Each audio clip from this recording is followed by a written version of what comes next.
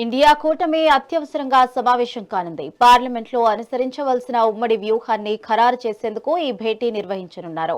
ఇవాళ ఉదయం ఖర్గే ఛాంబర్లో ఫ్లోర్ స్ట్రాటజీ మీటింగ్ జరగనుంది. ఈ సమావేశంలో ప్రతిపక్ష నేతలంతా పాల్గొంటారు. ప్రధానంగా పబ్లిక్ పరీక్షల అక్రమాల నిరోధక సవరణ బిల్లుపై పార్లమెంట్లో ప్రభుత్వంపై ఎలా ఒత్తిడి తీసుకురావాలి అన్న అంశంపై ఇండియా కూటమి నేతలు ప్రధానంగా చర్చించి నిర్ణయం తీసుకోనున్నారు.